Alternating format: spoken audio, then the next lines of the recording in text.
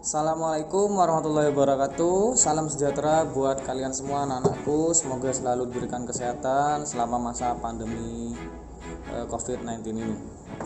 Baik anak-anak, Pak Dedi ucapkan terima kasih sebelumnya kalian sudah melaksanakan penilaian harian yang di Google Form kemarin sampai pada evaluasi penilaian hariannya. Bagi kalian yang belum melaksanakan penilaian harian, Pak Dedi masih menunggu karena Pak Dedi tidak memberikan batasan waktu untuk ulangannya. Jadi kalian bisa membuka link yang sama kemarin. Materi hari ini anak-anak masih terkait bab 1. Kalau yang sebelumnya adalah interaksi antar negara Asia dan negara lainnya, yang kita pelajari di bagian pertama adalah letak dan luas benua Asia dan benua lainnya. Maka kita sudah masuk ke yang sub bagian kedua, yang B, yaitu kondisi alam negara-negara di dunia. Tujuan pembelajaran sangatlah sederhana, yang pasti hanya satu, yaitu menjelaskan keadaan alam negara-negara di benua Asia dan benua lainnya. Negara apa sajakah yang nanti akan kita pelajari ada di slide tersebut, yaitu kita akan mempelajari bagaimanakah kondisi keadaan alam di negara Jepang, kemudian di Amerika Serikat seperti apa, Inggris, Australia, sampai pada Mesir. Baik, kita masuk pada negara yang pertama yang akan kita pelajari tentang kondisi alamnya, yaitu pertama adalah negara Jepang. Jepang itu disebut juga sebagai negeri sakura atau juga sering disebut sebagai negeri matahari terbit, dan juga banyak sekali sering disebut oleh negara lain itu adalah macan Asia. Tadi dijelaskan satu persatu kenapa mendapatkan sebutan seperti itu. Yang pertama disebut negeri sakura karena banyaknya sakura di negara tersebut dan juga iklim dan posisi geografis yang cocok untuk membuat sakura tumbuh di sana. Kemudian yang kedua, kenapa Jepang disebut sebagai negara matahari terbit? Karena nama asli Jepang, kalau kalian lihat pada masa sebelum kemerdekaan, sebelum proklamasi, Jepang sering disebut sebagai panggilannya adalah Nihon atau Nippon. Perlu kalian ketahui, Nihon atau Nippon itu adalah memiliki arti kata dari Jepang itu adalah asal muasal matahari, sehingga Nippon atau Jepang itu juga sering disebut sebagai negeri matahari, karena Nippon itu sendiri memiliki arti asal muasal dari matahari. Kemudian yang ketiga, kenapa Jepang disebut sebagai macan Asia? Karena dunia atau negara-negara lain di benua lainnya itu sangat memperhitungkan tentang Jepang. Apa yang diperhitungkan? Yang pertama adalah kemajuan industrinya. Jepang termasuk sebagai negara maju di bagian Asia yang memiliki industri sangat luas sekali, sangat mempengaruhi keadaan di dunia. Kalian perlu ketahui, sudah pasti kalian tahu semuanya bahwa industri yang paling maju di Jepang itu adalah otomotif. Banyak sekali merek-merek yang bahkan kita impor dari Jepang, seperti Honda, Yamaha, kemudian Canon, Nikon, Olympus, dan lain-lainnya. Kalian bisa cari sendiri di Google. Nah, berikut anak-anak, ini adalah gambaran Jepang yang terdiri dari beberapa pulau. Perlu kalian ketahui, pulau-pulau paling besar adalah dari utara ke selatan, yaitu Hokkaido, kemudian di Pulau Honshu. Nah, itu adalah dua pulau terbesar. Ada juga di bawahnya Shikoku dan Kyushu. Kemudian ada beberapa pulau-pulau kecil yang berada di dekat keempat pulau ini, termasuk sebuah kelompok pulau-pulau kecil yang berada di sebelah selatan dari Okinawa. Ini adalah kenampakan dari Jepang yang terdiri dari beberapa pulau. Yang perlu kalian ketahui adalah ada pulau-pulau besar yang menjadi sebuah bentuk dari bentang alam Jepang itu sendiri, yaitu ada Pulau Hokkaido, kemudian Pulau Honshu, Shikoku, dan Kyushu.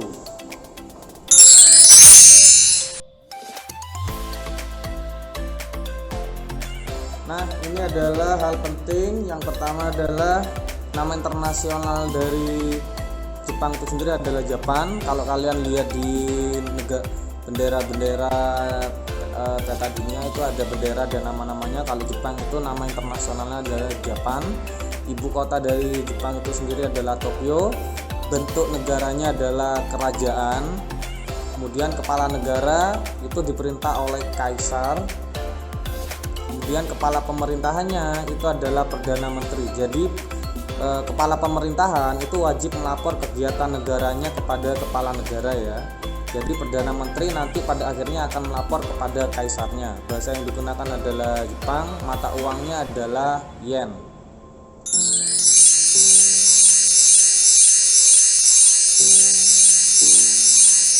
Nah, selanjutnya bisa kalian lihat di slide. Kalian perhatikan di sini tentang keadaan alam dari Jepang. Jepang sendiri memiliki luas sekitar 370.000 sekian kilometer persegi. Letak astronomisnya berada pada 30 derajat lintang utara sampai 47 derajat lintang utara dan 128 derajat bujur timur sampai 146 derajat bujur timur. Yang menyebabkan iklim dari negara Jepang itu ada dua, yaitu sedang di bagian utara, muson laut sedang di bagian selatan. Sehingga lebih spesifiknya adalah pada iklim subtropis atau memiliki 4 musim. Kemudian batas wilayah dari negara Jepang, sebelah utara adalah Laut Okhotsk, sebelah timur adalah Samudra Pasifik, sebelah selatan adalah Laut Cina Timur, dan sebelah barat adalah Laut Jepang.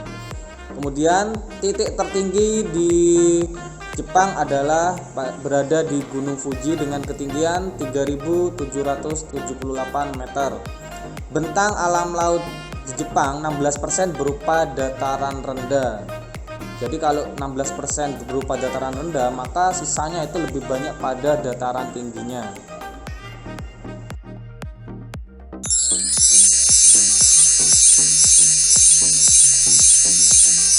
Selanjutnya yang ketiga terkait penduduk dan budaya yang ada di Jepang. Penduduk asli dari Jepang itu adalah suku Ainu yang termasuk pada ras Mongoloid. Perlu kalian ketahui ras Mongoloid itu adalah istilah yang digunakan kepada bagian ras di Asia Utara, Asia Tenggara sampai ras Indian Amerika. Ciri khas utama dari ras Mongoloid ini adalah yang pertama rambut berwarna hitam yang lurus, kemudian bercak Mongol pada saat lahir, dan kelopak mata yang unik yang disebut dengan istilah mata sipit. Selain itu, perawakan ras Mongoloid seringkali berukuran lebih kecil dan pendek daripada ras Kaukasoid yang berada di Eropa. Bisa kalian lihat pada gambar di samping ini. Selanjutnya, agama mayoritas itu adalah Shinto. Apakah yang disebut agama Shinto? Inti dari ajaran agama Shinto itu adalah mempercayai jika ada dewa di setiap tempat maupun di setiap elemen kehidupan, dan setiap manusia itu akan menjadi dewa setelah meninggal. Jadi kalian jangan heran kalau ada dewa besar yang disembah dan banyak juga orang dewa-dewa lokal yang hanya dikenal oleh masyarakat di sebuah daerah. Kalian harus bisa membedakan antara agama Buddha dan agama Shinto. Kalau Buddha berarti yang disembah adalah Siddhartha Gautama itu sendiri atau patung Buddhanya. Sedangkan agama Shinto itu adalah dewa-dewa ya, dewa dan dewi. Jadi setiap elemen masyarakat itu punya dewa-dewa sendiri, seperti misalkan menyembah dewa matahari, kemudian dewa bulan. Namun juga ada dewa-dewa kecil yang berada di lokal setiap daerah. Nah, jadi ada yang dewa besar dan juga ada dewa-dewa lokal yang hanya diketahui masyarakat setempat saja. Selanjutnya, angka pertumbuhan 0,1% yang menyebabkan usia harapan hidup di Jepang itu 81 tahun. Berarti itu usia kebanyakan orang-orang sana itu umurnya panjang-panjang ya. Lebih awet karena mungkin dari pola makannya, bisa jadi juga karena budayanya yang selalu aktif, kerja keras. Jadi walaupun tua di sana itu pun juga masih banyak yang bekerja. Kemudian ada budaya Jepang. Ada 4 budaya yang perlu kalian ketahui, yaitu adalah Chanayu atau upacara minum teh, Bunraku itu adalah sandiwara boneka, Ikebana adalah merangkai bunga, dan Kabuki adalah seni tari. Pak Didi akan jelaskan di gambar setelah slide ini. Nah ini anak, di slide ini bisa kalian lihat di bagian atas sebelah kiri itu adalah inti dari ajaran agama Shinto. Bisa kalian lihat ada banyak orang-orang yang menyembah dewa-dewa besar, ada dewa matahari, dewa bulan dan semacamnya sampai pada dewa-dewa kecil. Ini adalah gambar ilustrasi dari ajaran agama Shinto. Kemudian di bawahnya ada seni atau upacara minum teh. Itu disebut juga sebagai canayu, upacara minum teh. Kemudian ada seni merangkai bunga atau disebut sebagai ikebana. Kemudian ada sandiwara boneka atau bunraku. Bunraku ini sama seperti kalau kalian di Indonesia itu seperti permainan seni wayang kulit ya. Jadi kalau di Indonesia lokalnya itu adalah entitasnya yang menjadi kalian sering tahu itu adalah wayang. Kalau di Jepang itu sebutannya adalah bunraku atau sandiwara boneka. Kemudian di sebelah kanan bawah itu adalah seni tari atau kabuki. Sama kalau seperti kita kenal pada umumnya itu adalah drama kolosal. Jadi tarian yang disertai dengan nyanyian, kemudian ada kisah cerita yang ingin disampaikan, itu disebut sebagai seni tari dalam Jepang atau kabuki.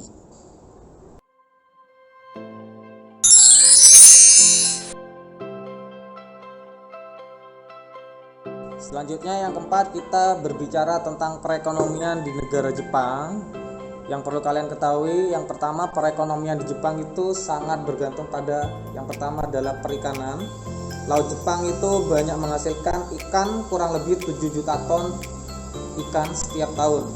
Kenapa bisa sebanyak itu? Ada beberapa hal yang menyebabkan ini. Yang pertama adalah satu, adanya pertemuan arus panas Kuroshio atau dari arah selatan Jepang dan arus dingin atau Oyashio yang berada di bagian atas Jepang. Pertemuan dari dua arus ini menyebabkan banyak pertemuan dari ikan-ikan dari daerah utara dan selatan, yang di bagian tengah-tengahnya itu merupakan teritorial dari wilayah Jepang, sehingga banyak sekali ikan. Ini sangat menguntungkan nelayan. Yang kedua, alat penangkapan ikannya sudah sangat modern, jadi nggak seperti kita di Indonesia masih banyak mungkin yang pakai jaring dan lainnya. Di sana sudah banyak yang memakai mesin, dan juga setiap kapal di negara Jepang itu sudah punya alat navigasi sendiri ya, di peta GPS-nya sendiri di kapalnya, sehingga kalian nggak perlu menerawang, oh mungkin di sini banyak ikannya. Di GPS itu sudah ada di navigasinya, oh daerah sini yang banyak ikannya, jadi sudah bisa dilihat pergerakan ikan-ikan melalui GPS-nya. Ini yang menyebabkan Jepang itu menghasilkan ikan banyak sekali untuk setiap tahunnya.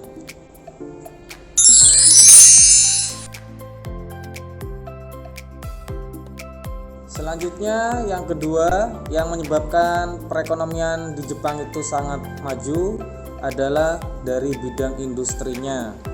Jepang itu adalah negara industri yang menempati urutan nomor 2 di dunia dan nomor 1 di Asia. Ya, jadi sekali lagi, Jepang itu adalah urutan industri nomor 2 di dunia dan nomor 1 di Asia. Hal ini disebabkan satu, banyak tenaga kerja ahli dan terampil. Di sana itu sangat tenaga kerjanya itu sangat ahli dan terampil dalam mengerjakan sesuatu. Jadi tidak ada yang setengah-setengah. Kemudian upah buruh relatif murah. Yang ketiga, adanya politik dumping, yaitu menaikkan harga pasaran di dalam negeri dan menurunkan harga pasaran di luar negeri. Ini yang menyebabkan di Jepang itu jarang sekali orang-orang yang mempunyai mobil, kemudian sepeda motor dan lain-lain. Jadi kebanyakan orang Jepang itu jalan kaki. Kenapa? Karena harganya di Jepang sendiri itu sangat mahal. Sedangkan kalau kalian misalkan beli motor merek Honda di Indonesia, anggaplah harga 20 juta, itu sebenarnya harga yang sudah diturunkan sangat rendah dari harga pasaran yang ada di Jepang. Mungkin di Indonesia harganya bisa 20 juta, tapi di Jepang itu bisa sampai 35 juta, bisa sampai 40 juta. Sehingga banyak orang-orang di Jepang itu yang tidak memiliki sepeda motor bahkan mobil karena harganya yang sangat mahal, sehingga mereka lebih menjunjung nilai untuk jalan kaki saja. Jadi jangan heran, coba bayangkan kalau di Indonesia harganya segitu, mungkin kalau jalan kaki juga nggak mau.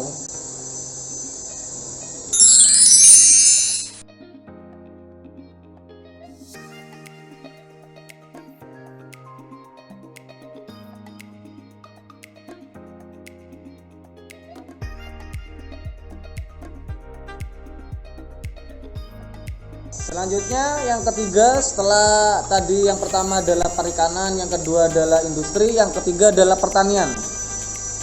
Dengan luas lahan pertanian 16%, hanya 16% dari seluruh wilayah Jepang itu mampu menghasilkan padi, kentang, jagung, sayuran dan buah-buahan dengan kualitas yang sangat baik. Kenapa? Karena teknologi yang dipakai itu adalah hidroponik. Sedangkan Indonesia baru-baru beberapa tahun akhir ini yang mulai aktif orang-orang menggunakan hidroponik. Sedangkan di Jepang itu sudah dari dulu. Jadi karena lahannya yang memang nggak ada, lahannya yang selalu sedikit, sehingga membuat mereka untuk berinovasi bagaimana dengan lahan yang sedikit ini bisa menghasilkan banyak sekali hasil-hasil pertanian. Sehingga mungkin di dalam rumah, gedung atau pabrik itu justru di dalamnya ada banyak sekali hidroponik dengan pipa-pipa untuk berbagai macam sayuran, dan kualitasnya juga kualitas yang paling terbaik. Nah, di Indonesia ini perlu mencontoh, walaupun sedikit terlambat hidroponik beberapa tahun ini, karena mungkin lebih baik hidroponik karena lebih organik, tidak pakai kayak semprotan pestisida, cukup dengan air yang mengalir aja setiap hari. Ini sudah menghasilkan kualitas yang terbaik. Ini adalah fakta menarik dari Jepang, anak-anak. Ada 4 prinsip yang patut kita contoh sebenarnya dari Jepang. Yang pertama adalah prinsip Bushido atau prinsip bekerja keras. Di sana itu sangat menjunjung tinggi untuk bekerja keras.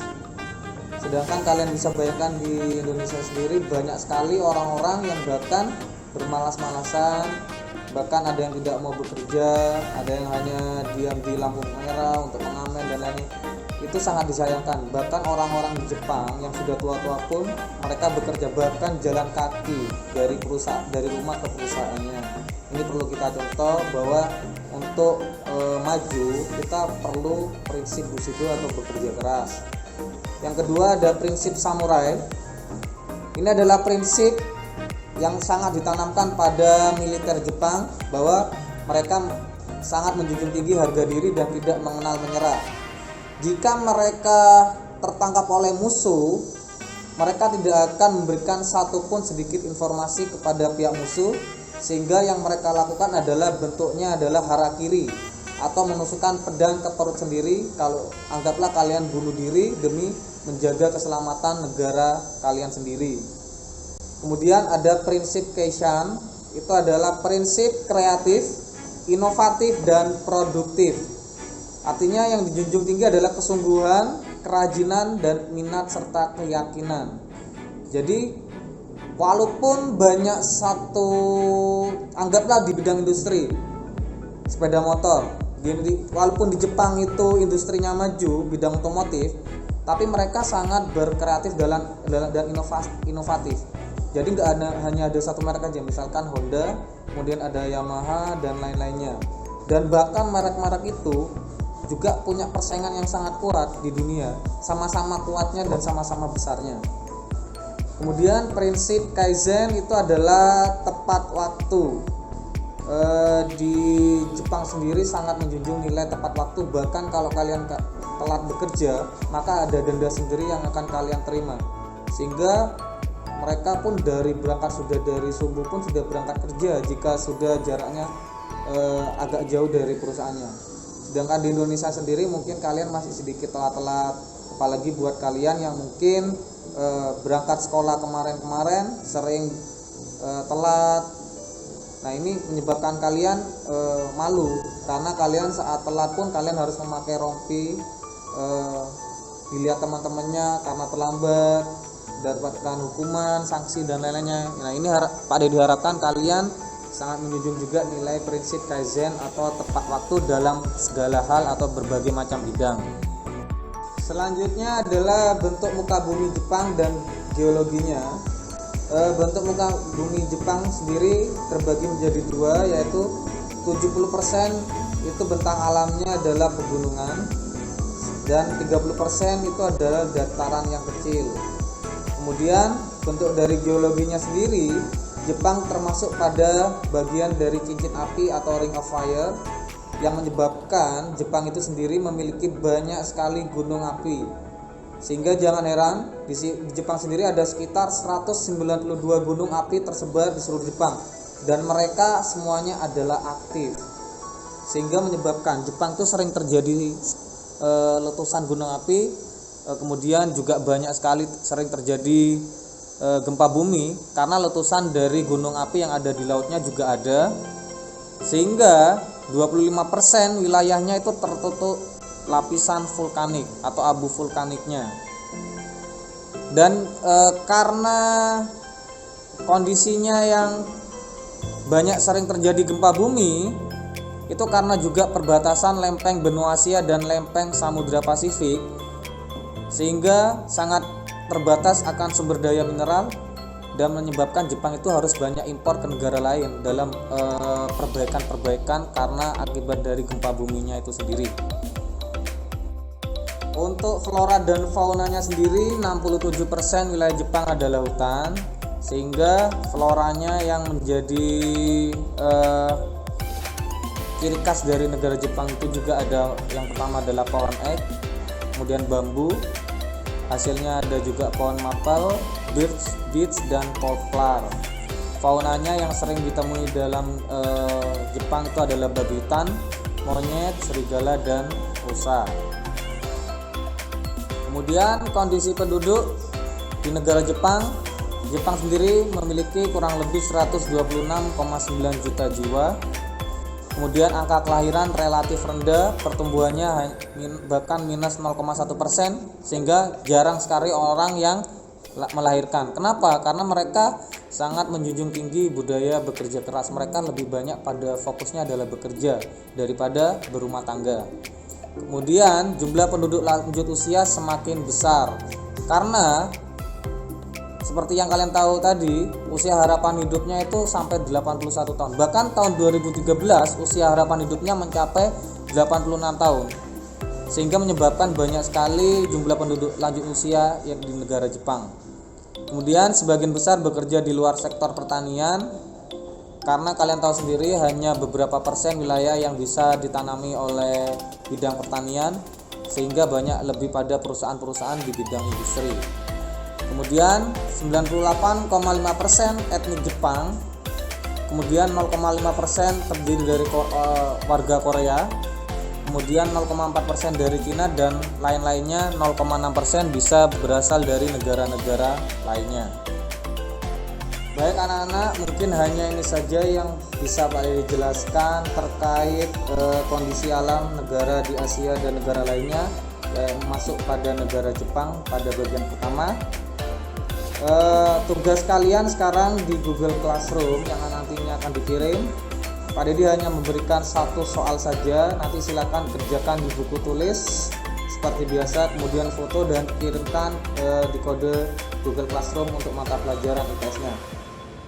Pertanyaannya hanya satu saja, bagaimanakah cara Jepang agar mampu memenuhi kebutuhan hidupnya dengan keterbatasan potensi alam yang dimilikinya? Kalian sudah ketahui tadi bahwa Jepang itu banyak sekali memiliki gunung api, kemudian sering terjadi gempa bumi dan lain-lainnya. Banyak sekali yang bahkan membuat Jepang itu memiliki keterbatasan karena wilayahnya sendiri hanya 16% yang bisa dicukupi sebagai bidang pertanian. Nah, bagaimanakah caranya biar Jepang itu mampu memenuhi kebutuhan hidupnya dengan keterbatasan potensi alam tersebut? Silakan kalian kerjakan, kemudian foto kirim di Google Classroom sebelum hari Sabtu mendatang. Pak Dede akhiri, wassalamualaikum warahmatullahi wabarakatuh.